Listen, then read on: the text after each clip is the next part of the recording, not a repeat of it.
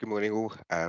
Today, my name is Mr. Desai. I'm the Technical Director for TRG, and today we're going to discuss the data-driven decision-making and how your organization can leverage the power of data.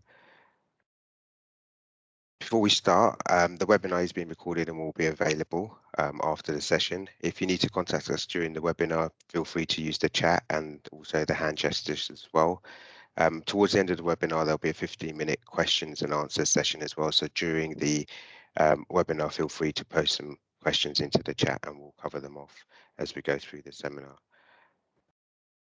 Any problems, just use the raise hand or the chat. There's a moderator also available.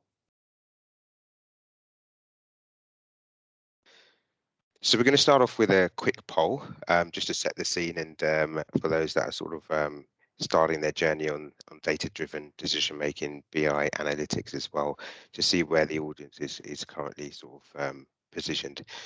So the poll question today is, with regards to data-driven decision-making, does your organization have reporting and BI capabilities that can tell you what happened, why did it happen, what happened, and how we're going to make it happen? So these are the questions that we're going to be running through and looking through today.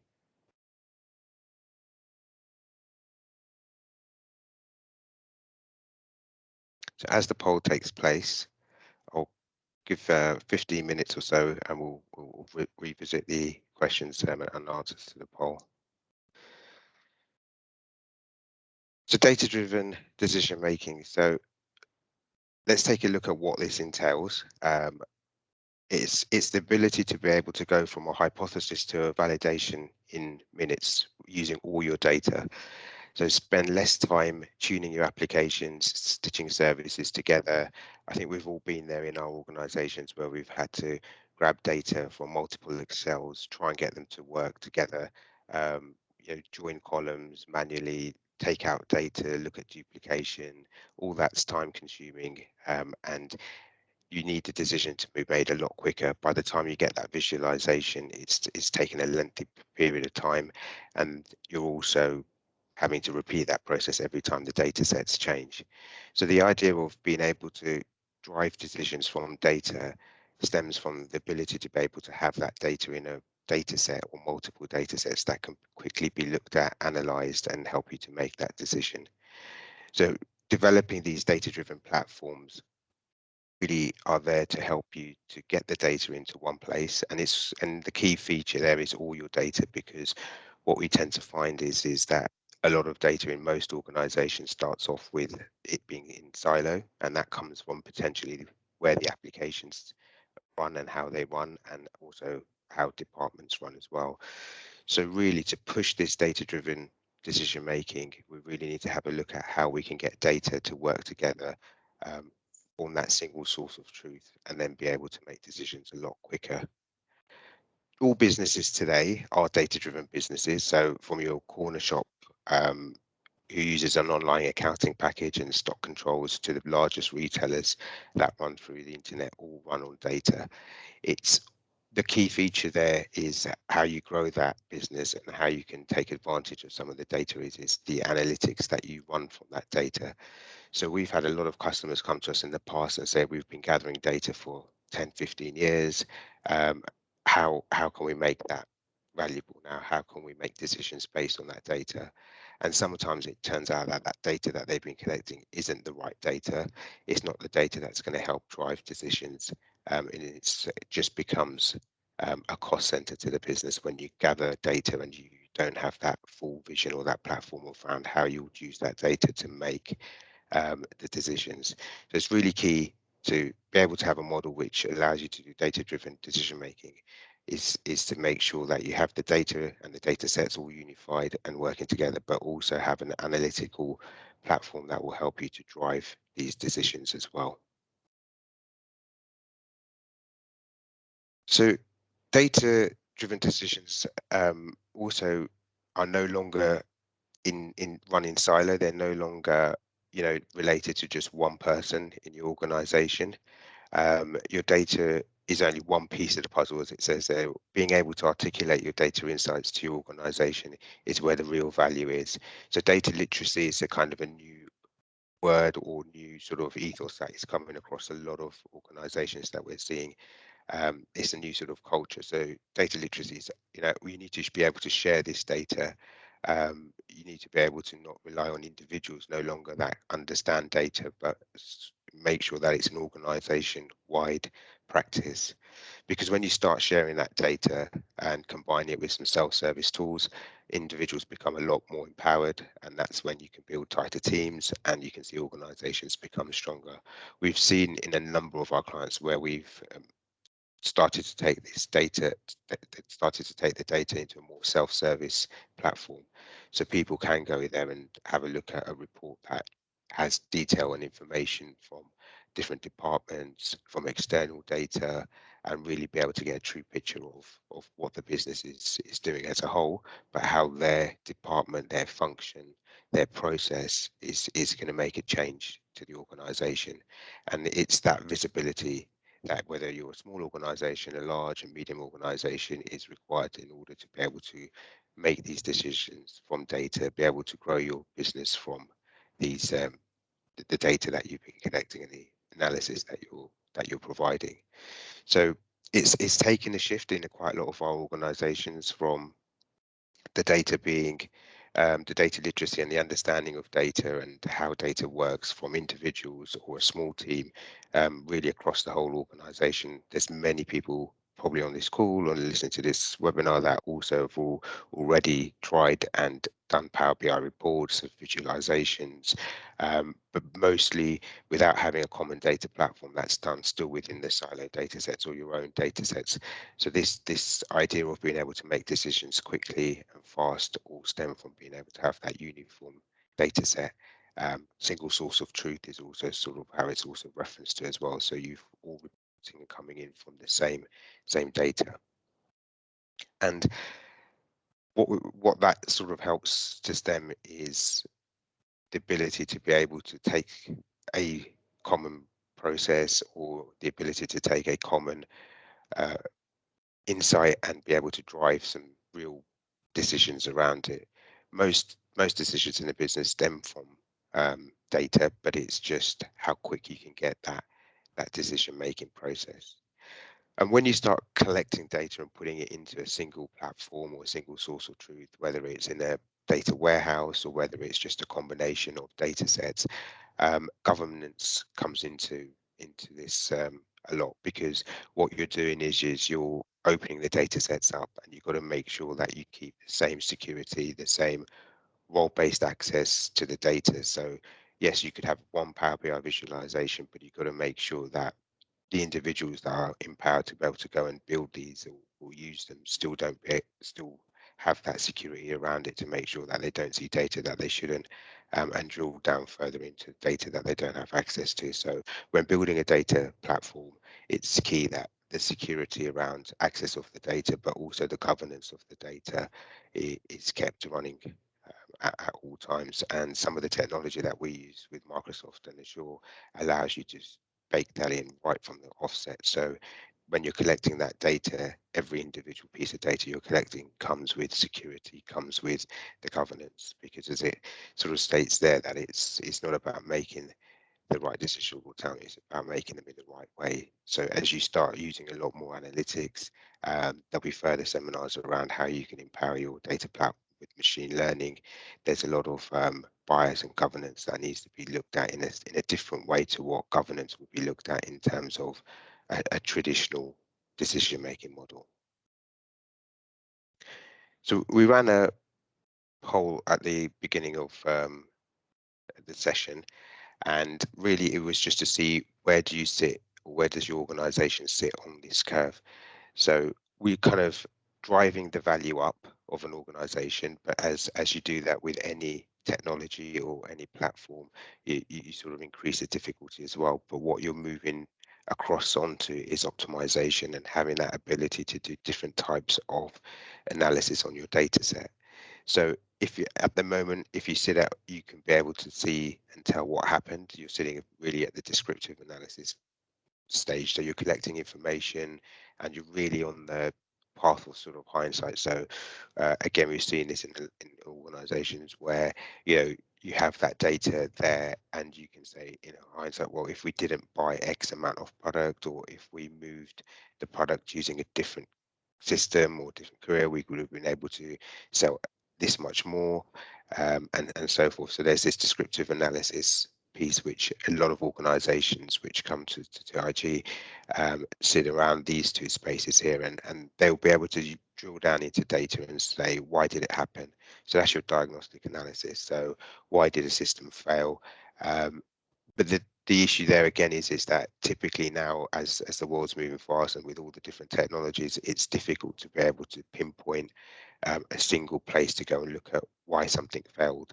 So, and that could be from any application set. So if an application failed, generally it's not just the old way of going and having a look at that application, the logs there, and finding out why it's failed. It's so intertwined with other processes in the business, and data is moving between lots of different systems as well. So that even the ability to be able to know why did it happen in a quicker and faster time gives you that bit more value as well. So you can see the curve going up.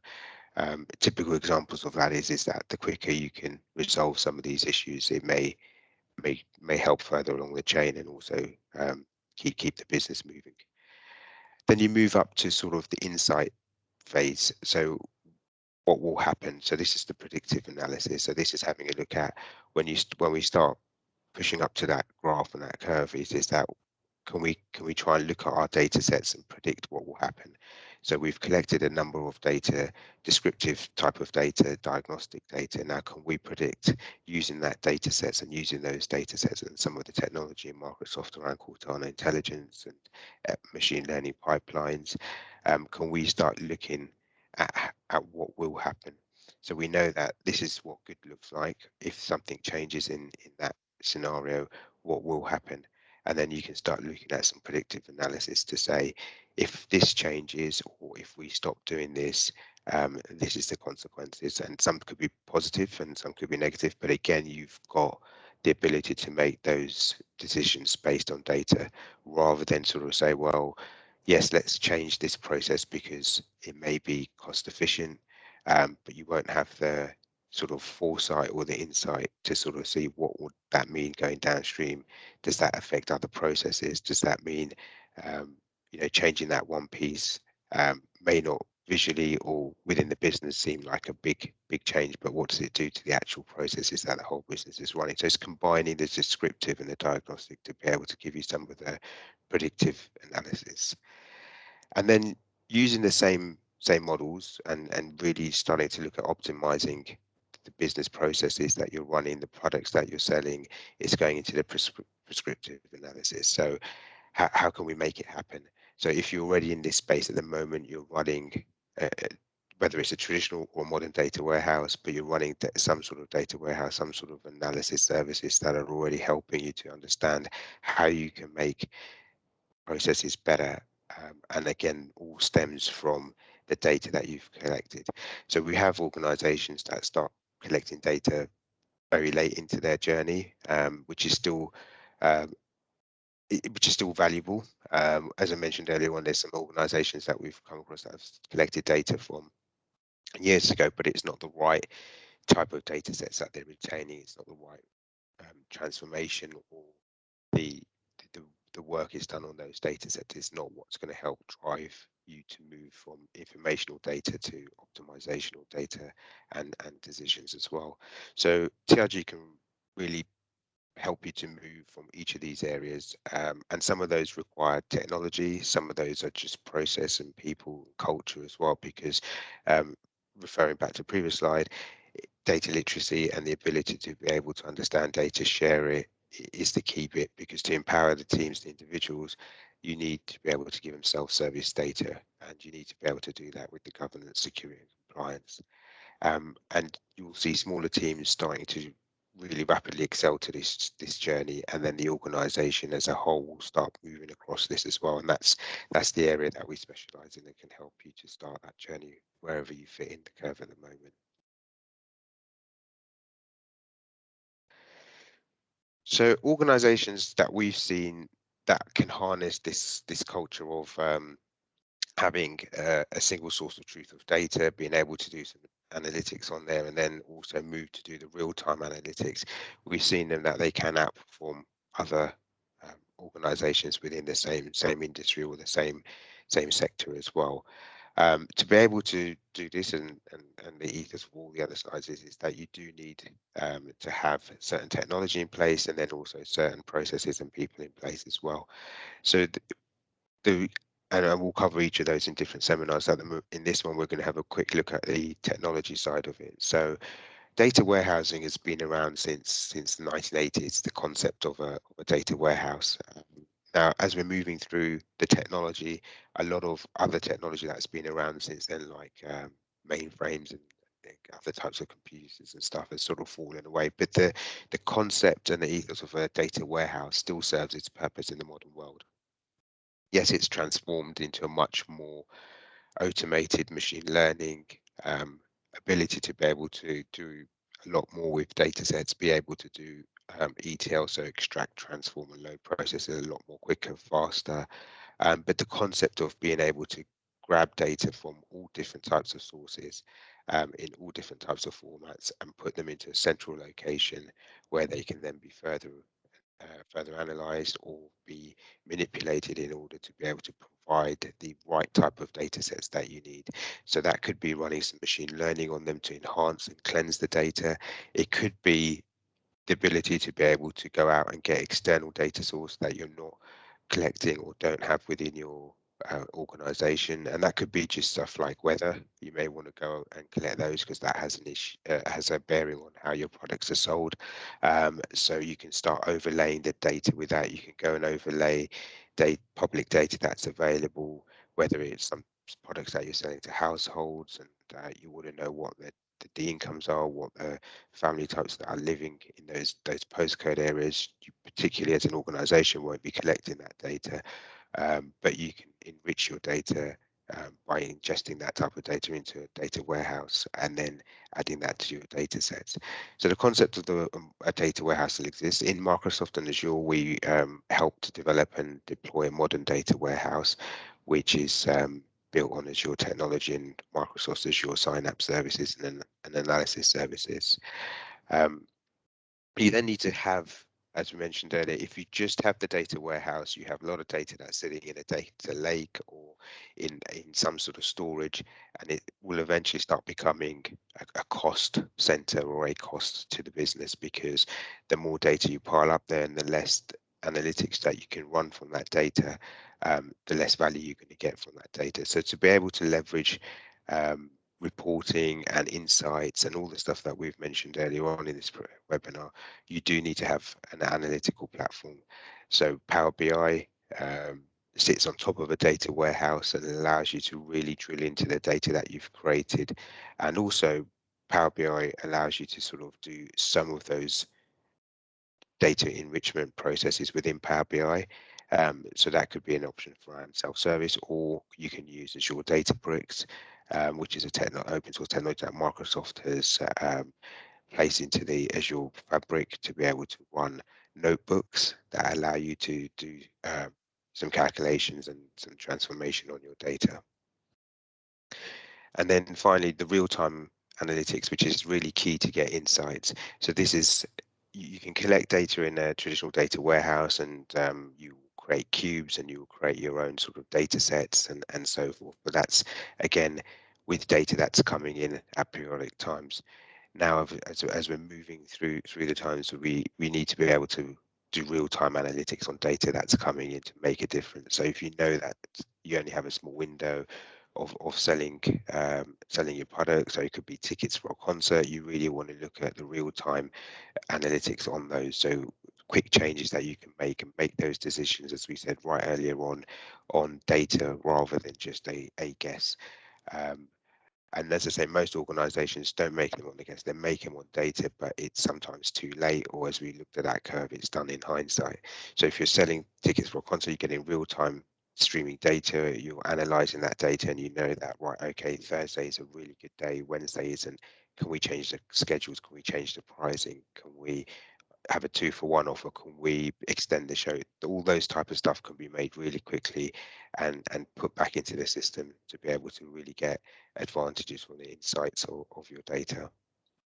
So the platform that builds all of this, and this is just the one sort of technical bit towards it, is we really specialize in helping you to build that platform. So that platform at a holistic level is based on Microsoft Azure Synapse Analytics Service, Databricks, Azure Data Factory, and then some Power BI and analytics services. So really what we're looking at here is just the ability to ingest data from any sort of format. So we can ingest data from line of business application. So this could just be straight data from a CRM, from a finance system. The data could already be exist in a structured way in databases, but we're not. It could be an Oracle database, it could be a SQL database, it could be a Postgres database. We have the ability to use Azure Data Factory, which is an orchestration tool to ingest that data in. We then have logs and streams of data that you want to collect. So that's your diagnostic data. You have media, so that could be Twitter feeds, Google reviews, website reviews that we want to ingest into, and then file data. So this is your traditional file structured data. So there's options around the data factory to ingest those, and as you're ingesting them, some of them you may want to, as we mentioned earlier, run some cleansing optimization around those. So as your Databricks fits nicely into that model, which allows you to run some notebooks, which will allow you to either do some joining of data. It will allow you to cleanse that data, map that data out before you use it. And as I say, it's a repetitive process, so it's something that it learns, and you don't have to keep revisiting this. So every time that data comes in, it will fix that data. So simple common stuff as if data is coming in from one system and it uses dial assist, so it has the +44, and another system doesn't have that and has zeros. When you try and do a match, it will always fail. But this way, you can cleanse that data and have a uniform data set of having dial assist, and it does that on its own. So you don't have to change the system itself. And to more complex areas around Databricks, where you can start joining different tables of different applications to get you the data set that you want, and that the organization requires for reporting, for KPI, and for insights. And then you've got the file data, which could just go straight into the Azure Data Lake if it doesn't need any manipulation. It all gets then stored into the Azure Synapse Analytics service and services. So this is a SQL-based data warehouse, but also has an analysis services built into it as well. And then you can serve up data sets to individuals, to teams, as we say, keep the compliance and the governance stays, the security stays as well. So as that all the data has been brought in from the left-hand side, it all stays compliant within the Azure Data Lake using role-based access. And then you can serve this up through Power BI for visualization, but also push it back out into other business services. So we have a lot of clients that are potentially have gone through an acquisition or are expanding and need to change a key line of business application, and it's the data taking it out from that application and moving it to another. How do you do that? Do you use different tools? Do you do a cut over period? So really you could gather all that information within your data warehouse, manipulate it to match the new business service that you want to move to, and then push the data into that new business service. So a lot of operational advantages of collecting and cleansing data, as well as just the data driven part that we're discussing in this seminar as well. So this gives a very high over level view of what a modern data warehouse looks like and how it can be formed.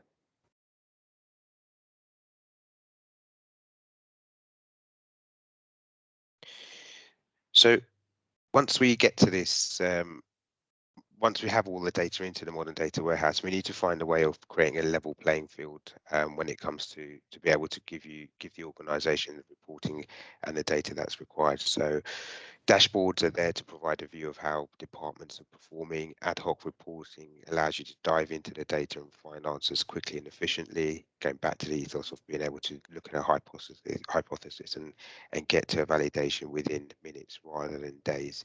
And then the advanced visualization, which is, to get that and illustrate a story that's based on data to tell you that this is what will happen. So start going right up that curve and optimizing and um, uh, predicting outcomes based on the data.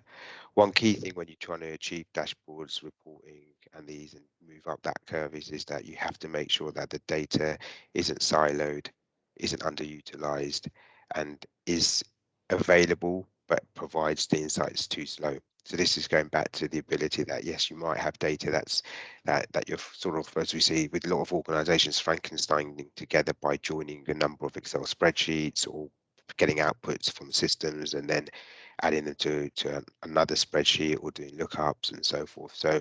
So really to speed all of that up, you need to be able to get into that data warehouse sort of concept of being able to have all the data in a single place. And what we've seen with organizations when they do start looking at leveling their playing field with data is that we start by unifying all your data. So that is getting it into a data lake or some sort of storage so that all the data is there and everyone's looking at the same data. So whether you're reporting from a finance perspective, from a forecasting perspective, from a board perspective, you're all using the same data down to the individual team member who's got to run that or that part of the process or run that department is still using that same data set. So really key to get your data in, cleansed and available so that everyone is using that same data set, and that leads on to that one source of truth, which is really important, and that's been the ethos for data warehousing, as I say, from the 80s. That hasn't changed. What's changed is the amount of data that's coming in, the amount of data that we can gather, and as I say, it could be data that's not within your own organization and is external as well that we can add onto data. But again, rather than individuals going out and sourcing that data and it being different, we can have one sort of source of truth. And once you get to that, you can start looking at some of the journeys that we've discussed, which is the insights on the fly, the ability to be able to look at data and data sets and be able to really get some decisions quicker and faster, because as I say, everyone is aware that all decisions lead back to some sort of data set where they've originated from, but it's just that time that it takes, and the processes that are behind there as well. So once you get to this, it's achievable using BI tools and the Azure modern data warehouse, which was a slide further up, which will sort of get you to that position. So we've just got a couple of before we sort of go into the questions, we've just got a couple of case studies where we've worked with clients, and they stem from the ethos of what we've discussed in the slides above. So the ability to be able to analyze data coming in from multiple sources. So we've got a leading private healthcare organization that requires a single source of truth from all their clinical systems to provide better patient care. That was a sort of the statement that they came. So they have a number of different healthcare that they provide, but they all run off different systems but have the same patients within those systems. So it's a very much siloed system. So you will go get care for one from a pharmacist or from a dental practice, but they'll all be separately maintained in their own systems. So the client required a central system where they can really get insights into what they can do to better the patient care, but also offer them other services that they're potentially not utilizing or don't know that the private healthcare offers. So Azure Data Factory provided the orchestration to go and extract all the data from these multiple systems, um, load them into Azure Data Lake, where it then went and formed a uniform data set using JSON technology and JSON files, which then can be manipulated further. And in this example, there was Power BI and dashboarding, but really the key part was to be able to push that data back into business systems. So the original systems where we were driving those extractions from had data put back in, which showed them that this patient also has a record of X, Y, and Z in here. So really helped to streamline their processes, gave the patient better care, but also gave the doctors and nurses the insight straight away into that patient without having to go and log onto a different system to find that out, or without having to use paper to be able to go and find out any other medical conditions or histories around that patient. We then had companies that wanted to start looking at how they can leverage the data that they've collected, transformed, but really be able to get some reporting and some advanced sort of KPI reporting. So we had a leading recruitment company that required better analysis on how teams are performing within the sectors of their company. So was it the team performing better because of they had better opportunities coming in, they had better way of advertising? Did they have, was it purely down to just the number of calls the individuals were making in that team? Was it down to the actual employee itself that helped them drive the actual recruitment as well? So all these data existed. So whether they were through telephone conversations, whether they were through um, feedback forms, whether they were through the how long a person has served once they started their job. So all this was available, but just all in different um, systems and siloed off and really underutilized, because it's that type of data that then helped them to create self-service insight dashboards and stories as well, which really showed them how they can um, keep and retain their recruitment consultants and really get them to perform and share those ideas between the teams. And finally, we've got separate seminars on this, but IoT devices are becoming a lot more valuable out for organisations, whether it's just sensors that are collecting information and data, or whether it's for IoT services that are taking a individual or an organisation on a full journey. So these sensors do produce large amounts of data, and they need to be streamed and actioned in real time. So we've got an organization that has wearable devices, and really the idea behind that is to collect data as every minute, and then be able to give them some actionable insights as quick as possible. Sometimes, as we say, the data will come in and doesn't need any action. So part of the battle when you're dealing with large streaming data from sensors is to be able to run through that data quickly and fast to say if it's the normal data sets that we expect, then move on, and if it's not, then we need to give them some sort of actionable insights using an event hub or using some sort of machine learning pipelines that will help them to say this is going to go wrong. We either need to do X, Y, and Z to the system. So again, it's this the starting point of being able to use data in your organization comes from the key bits that we've discussed, which is getting a unified source of truth of data.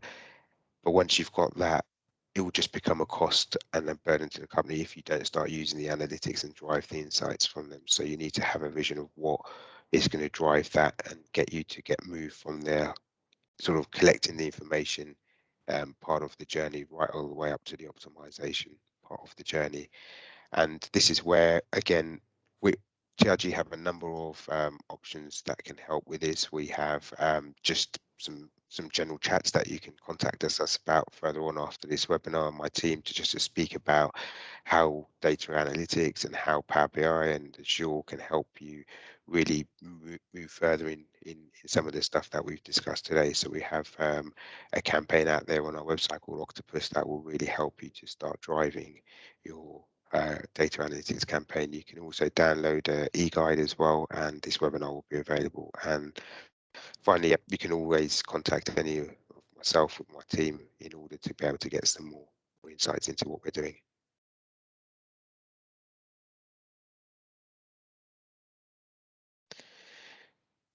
So we're just going to use the sort of last 10 minutes or 5 minutes of the seminar just to see if there's any questions uh, now, or as I say, feel free to send questions through the website or directly to myself.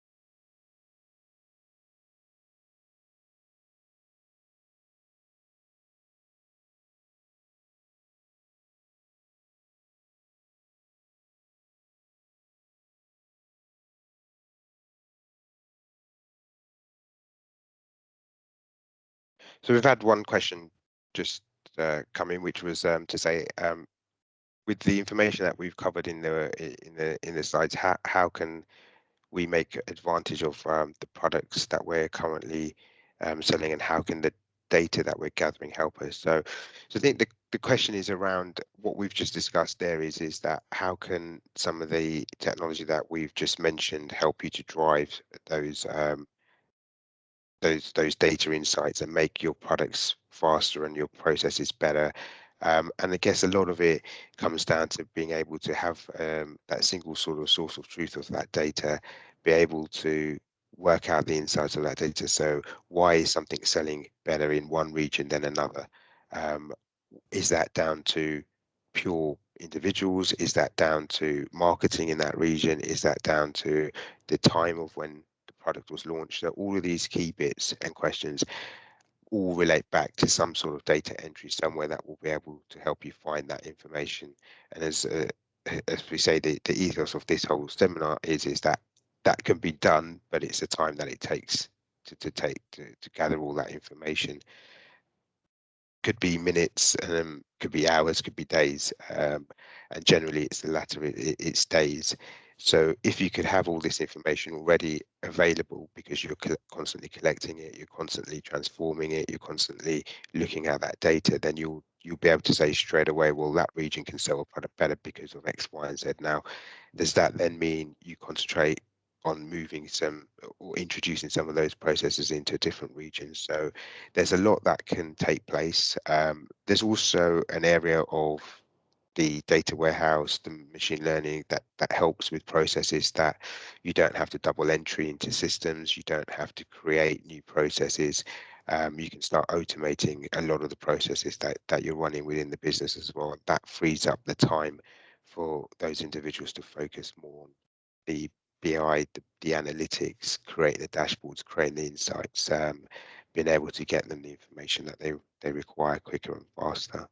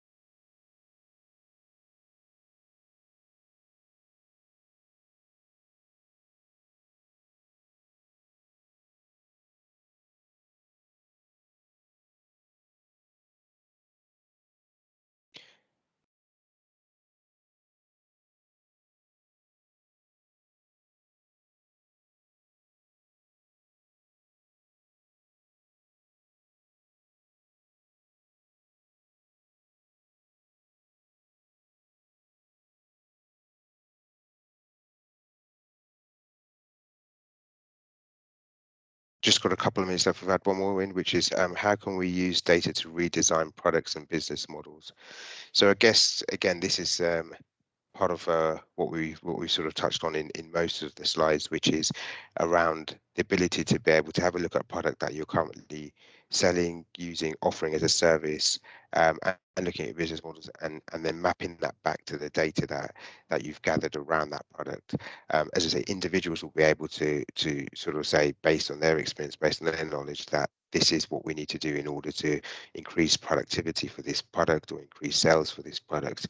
When you start having the backing of the data to be able to make a decision to say, yes, we need to change this in the product to be able to make it more profitable, to make it sell faster or quicker, and you can back that up with data that potentially you don't have within your department or within your knowledge or your skill sets, but have within the organization, is where you can really start seeing that change and helping to drive that change.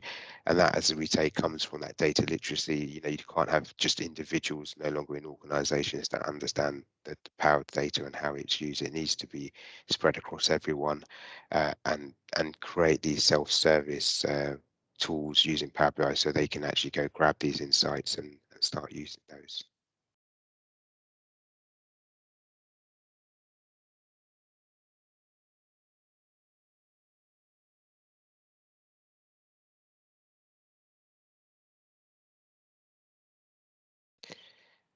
So that brings us to the end of the session. I'd like to say thanks for everyone that joined, and if you require further information around anything that we spoke about today, please feel to reach out to myself or the TRG team, and they'll go through some of the options that we discussed in detail.